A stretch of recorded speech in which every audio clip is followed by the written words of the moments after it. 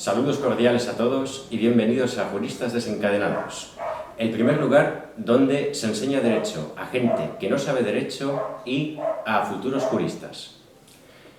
Antes de empezar voy a hacer una serie de aclaraciones, para que no haya dudas. La primera, estos vídeos son puramente orientativos. Tenéis que tener en cuenta que lo que tenéis que utilizar vosotros a la hora de desarrollar vuestras actividades, sobre todo vosotros, juristas, futuros juristas, son apuntes, buenos materiales, buenos manuales y, por supuesto, ir a clase. Como me dijo una vez un gran profesor y amigo mío, el peor de los manuales es muchísimo mejor que el mejor de los apuntes. Esto grabáoslo en la memoria. Segunda aclaración. Los juristas desencadenados allanamos el camino. El derecho a veces no dista de ser, ¿cómo decíroslo?, un desierto muy árido. Y nosotros lo que hacemos es daros de beber en toda la travesía. Nosotros lo que hacemos es allanar ese camino, pero sois vosotros, futuros juristas, los que tenéis que atravesarlo. Vosotros camináis y nosotros quitamos obstáculos. Tercera aclaración. Una sucinta definición de lo que es el derecho. Veréis, definiciones de derecho hay a paladas, millares. Yo tengo una definición propia. El derecho es principalmente orden. Sí, el derecho es eso, orden. El derecho es lógica. Y el derecho es la mejor forma de resolver un conflicto. No necesitáis saber más por el momento. Cada uno de vosotros desarrollará su propia definición del derecho. Para mí es esta. El derecho es orden, es jerarquía, es lógica. Y hablando del jurista, ¿qué papel tiene el jurista en todo esto? ¿Qué es un jurista? ¿O cuál es el significado de ser un jurista? Veréis, utilizaré una definición muy clásica, bueno, más bien moderna. No es clásica, pero es todo un clásico. Ser jurista es saber moverse por el ordenamiento jurídico, saber buscar en las fuentes del derecho. Es alguien que sabe calmar la sed de justicia y alguien que sabe a qué fuente acudir para calmar esa sed. Por el momento aquí acaban las aclaraciones preliminares y pasamos ahora a la clase de hoy. La mejor forma de romper el hielo de estos vídeos y de esta temática, de esta gran historia llamada derecho, es empezar quizás por el principio. La mejor forma de contar una historia es empezar por el principio. Aunque haya muchos cineastas y directores de cine por ahí que prefieran empezar por el final de la historia para hacerla más amena, nosotros empezaremos por el principio. Construiremos la casa no por el tejado, sino por los cimientos. Y los cimientos son, ya que hablábamos antes de fuentes, las fuentes del derecho. Y empezaremos analizándola a partir del artículo 1 del Código Civil. Una advertencia adicional también. Nosotros en estos vídeos nos valdremos de textos legales, normativa, etcétera, etcétera. Pero no estaremos analizando uno por uno todos los artículos del Código Civil, por ejemplo. Sería muy arduo. Para adelantaros una pequeña idea, el Código Civil tiene 1976 artículos. Y hacer 1976 vídeos sobre esto sería muy arduo. Lo que ocurre es que el primer artículo del Código Civil es muy claro y establece perfectamente el tema a tratar hoy, las fuentes del derecho. Lo que haré será leer este artículo e ir desgranándolo. Así que, artículo 1 del Código Civil. Las fuentes del ordenamiento jurídico español son, en primer lugar, y por orden jerárquico, la ley, la costumbre y los principios generales del derecho. Sobre este primer artículo se ha escrito ríos de tinta y tampoco es plan de aburriros con enormes detalles sobre lo que es la ley. La ley, por ejemplo, es como el derecho, no tiene una definición, tiene muchas definiciones y cada uno puede llegar a tener su definición propia. Yo os explicaré muy sucintamente lo que es la ley y cómo está conformada. pero no os voy a hablar de todas las fuentes normativas relativas a la ley, es decir, no voy a hablar de todas las fuentes del derecho o todas las normas jurídicas con rango de ley. Otra idea que os tenéis que meter en la cabeza: todas las leyes, por ejemplo, son normas jurídicas, pero no todas las normas jurídicas son leyes. Hay muchas más fuentes. Empezando con la ley. Hay una jerarquía dentro de esta primera fuente. Leyes hay muchísimas, a paladas. Se podrían dar miles de ejemplos, pero la primera ley, la estructuradora de todo nuestro ordenamiento jurídico, la más importante, es esta que tengo en la manita. La Constitución. La Constitución Española, de 1978. Todas las demás leyes dependen de esta. Esta es la ley de leyes, la norma normarum del ordenamiento jurídico español. En un siguiente escalón, o en un escalón más pequeño, estaría lo que dice el artículo 1.5 del Código Civil, que es la normativa internacional. Son normas con rango de ley, tienen fuerza de ley. Esto se debe principalmente a que nosotros convivimos o vivimos en un entorno comunitario y los estados cedieron cierto poder, soberanía, para que hubiese un entorno común.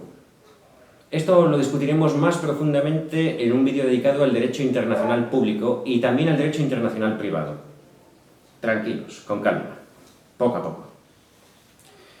Segundo o tercer peldaño, las leyes en general y las leyes orgánicas, el resto de normas que tienen rango y fuerza de ley. La ley ordinaria, la ley orgánica, el decreto ley y el decreto legislativo. Seguramente los que no seáis juristas o no estéis metidos en este mundo, casi todo lo que esté hablando os esté sonando a chino, pero estoy prácticamente seguro de que habéis oído hablar de tal ley orgánica se ha aprobado por tanto, tal ley ordinaria por tanto, del decreto ley, el decreto legislativo. Bien, para los que no sois juristas, todas estas normas tienen en común eso, que son fuentes del derecho y que son normas con rango de ley y que están al mismo nivel. Eso es lo que tienen en común, pero el resto son diferentes, son totalmente diferentes. Cada una tiene su ciencia. Mismamente, no os voy a explicar lo que es una ley orgánica porque necesitaría un vídeo entero para explicaros lo que es una ley orgánica. Y también metido en otro ámbito, estaríamos hablando en el derecho administrativo, el derecho constitucional. Pero la ley orgánica, ¿dónde hay una regulación sucinta del tema? Pues en la propia Constitución, artículo 81. Os leo. Son leyes orgánicas las relativas al desarrollo de los derechos fundamentales y de las libertades públicas, las que aprueben los estatutos de autonomía y el régimen electoral general, y las demás previstas en la Constitución. Además, en el segundo inciso, la aprobación, modificación o derogación de las leyes orgánicas exigirá mayoría absoluta del Congreso, en una votación final sobre el conjunto del proyecto. ¿En qué se diferenciaría una ley orgánica de una ley ordinaria? Básicamente en que la ley orgánica toca temas muy sensibles.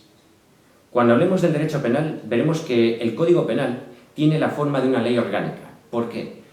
Pues por la sencilla razón de que el derecho penal lo que hace es limitar derechos fundamentales, regulados aquí, en este texto. Temas muy sensibles. Ya lo abordaremos con más soltura en otros vídeos. El decreto ley y decreto legislativo, pues más de lo mismo. Normas jurídicas con rango de ley. Solo que hay ciertas diferencias que también matizaremos en otros vídeos. Esto es la jerarquía de las normas jurídicas con rango de ley. También hay unas normas que no tienen fuerza de ley ni valor de ley, que analizaremos en el derecho administrativo, tales como los reglamentos. Y, en cierto modo, también los actos administrativos, aunque tienen también su ciencia. Eso hay que decirlo. Esto es la ley, la primera fuente del derecho, la más importante, la primera que regula el Código Civil. Todas las demás están supeditadas a estas. Pasamos entonces a analizar las dos siguientes fuentes, que son bastante conflictivas y normalmente los juristas cuando salen de la facultad o están desempeñando su trabajo se olvidan de ellas y los jueces son los primeros que tienen que tenerlas en cuenta. Porque muchas veces nos vamos a encontrar con el siguiente problema. Aquí no está recogido todo el derecho. El derecho no se limita solamente a un código. Hay vida más allá del código. y a través de estas otras fuentes superamos las barreras que pone el código a problemas que puedan surgir. Por eso, la siguiente fuente que vamos a analizar es la costumbre. ¿Veis, por cierto, lo que estoy haciendo? Estoy dando vueltas al código. Los que vayáis a ser juristas tenéis que acostumbraros a esto, manejar textos legales, con soltura. Ya sabéis, un jurista es alguien que sabe moverse por las fuentes del derecho. Pasamos al segundo punto del artículo 1 del Código Civil. Carecerán de validez las disposiciones que contradigan otra de rango superior. Lógico y ajustado a lo que os acabo de explicar. 3. La costumbre. La costumbre solo regirá en defecto de una ley aplicable, siempre que no sea contraria a la moral o al orden público y que resulte probada. Es supletoria a la ley. La costumbre no es una fuente escrita, como podría ser la ley. Es una fuente que surge del uso cotidiano, de los grupos sociales. Son actos que se repiten a lo largo del tiempo.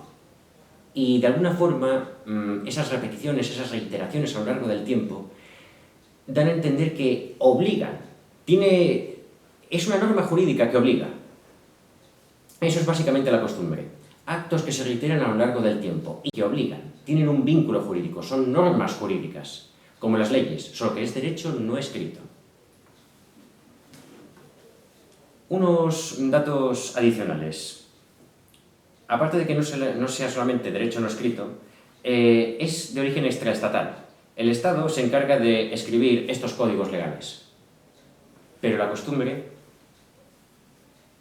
no va de eso. La costumbre no coge el Estado y dice, vamos a hacer un código de costumbre. No. Esto está enfocado a los ámbitos sociales. Es un derecho nacido de los grupos sociales y, en un juicio, las partes deben probarlo. Esto es importante. No es como la ley la alegas, vale. Según el artículo tal del Código Civil, pues tengo derecho a esto. No, la costumbre debo probarla además. Debo probar su existencia. Debo probar que esos actos reiterados son efectivos, existen. Y la costumbre no se aplica en todas las ramas del derecho, que de eso versará mi siguiente vídeo, las ramas del derecho. En el derecho penal, por ejemplo, la costumbre no tiene cabida. Lógico. Ya veréis por qué. Y mirad, os voy a hablar también de una cosa más. El derecho es una ciencia que tiene su propia lengua. Nosotros lo llamamos el abogadés. El abogadés es un idioma que se ha inventado la doctrina para que el resto de los mortales no nos entiendan. Y aquí os voy a lanzar el primer concepto abogadés. No tenéis que memorizarlo ni nada. Solamente tenéis que entender su significado.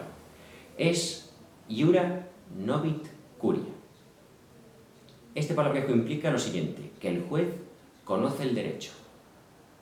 El juez conoce estas leyes, conoce el Código Penal, el Código Civil, la Constitución, conoce todo esto. Pero en la costumbre no rige el principio iura novit curia. El juez no tiene por qué conocer la costumbre, porque la costumbre se tiene que probar. Las partes son las que tienen que probar la costumbre. ¿De acuerdo? Bien. Ahora os haré una sucinta relación, o la relación que tiene la ley con la costumbre.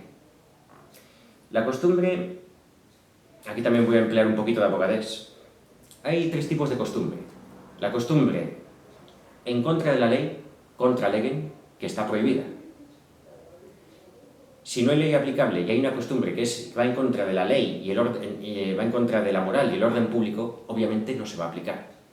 Eso es de cajón de madera. Después está la costumbre que se llama secundum legem.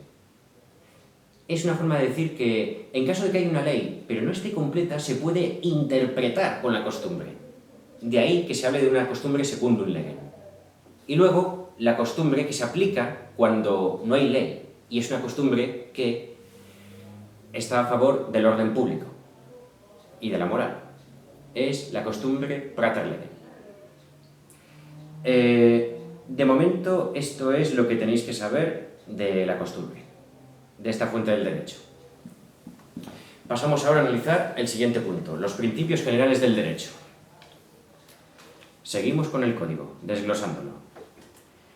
Punto cuarto.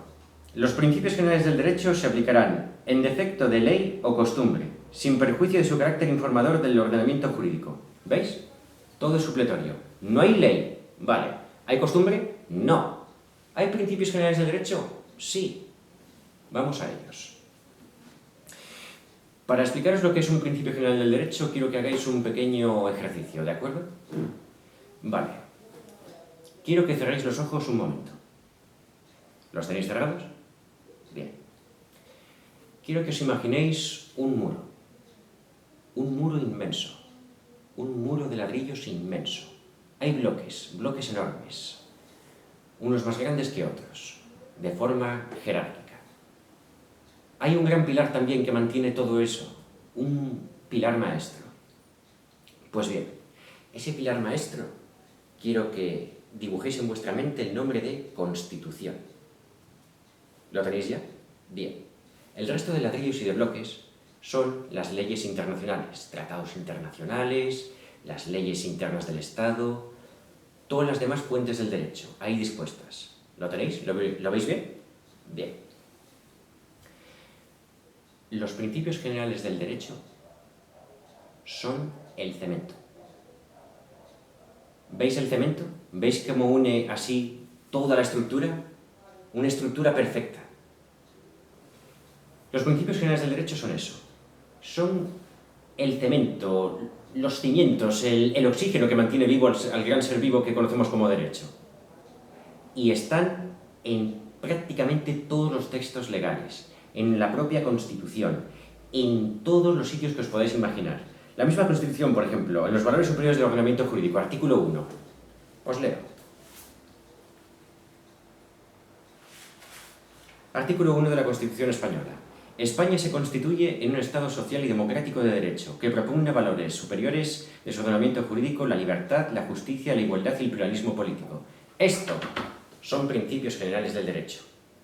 Y fijaos, ya están en el artículo 1 de la Constitución. Sin este artículo no hay Constitución. Y aquí ya hay valores superiores, aquí ya hay principios generales del derecho. Cuando nos quedamos sin la ley, cuando en un caso no podemos utilizar la ley porque no existe la costumbre y no podemos aplicar otra fuente, aplicamos los principios generales del derecho. Son además un sistema de integración de las lagunas de la ley. Las lagunas de la ley lo trataré seguramente en el tercer vídeo, cuando tratemos el principio, este latinajo que os he dicho, este abogadés, iura novit curia, os hablaré más de ello. ¿Qué son las lagunas legales? Esto es lo que tenéis que saber de los principios generales del derecho. ¿De acuerdo? Ahora pasamos a una fuente que podría definirse como una cuasi fuente. ¿De acuerdo? Está también en el artículo 1 del Código Civil. La jurisprudencia. Os leo. La jurisprudencia complementará el ordenamiento jurídico con la doctrina. También os explicaré qué es esto de la doctrina. De modo reiterado, establezca el Tribunal Supremo al interpretar y aplicar la ley, la costumbre y los principios generales del derecho. La jurisprudencia, cuidado con esto, porque tenemos que tener en cuenta una cosa. Nosotros nos regimos por un sistema diferente al anglosajón. En el sistema anglosajón, el juez es prácticamente una fuente directa del derecho. Sus sentencias tienen casi fuerza de ley. Se pueden invocar en un juicio. Y decir, que esto vale como una ley. Según lo que dijo el juez Marshall en la sentencia del año 1800 no sé cuántos, alego esto. Aquí en Europa no. Aquí en Europa la jurisprudencia es una fuente indirecta del derecho. Los jueces, y esto es por un principio básico, aquí nos regimos por un principio de separación de poderes. Legislativo, ejecutivo, judicial, y todos tienen que estar separados. El juez no puede hacer funciones que le atañe al legislador. Básicamente es esto. Si entendéis esto, si habéis entendido prácticamente todo lo que os acabo de decir, tenéis medio camino hecho. Las fuentes del derecho son el tema, no sé si el más importante, pero sí uno de los capitales dentro del derecho. Si os habéis quedado con lo que os he dicho hoy, tenéis medio camino hecho. Reíos, medio camino hecho. Muy bien, gente. aquí concluye el vídeo de hoy. Así que nos vemos en el siguiente vídeo. Ramas del derecho. Que el derecho os acompañe.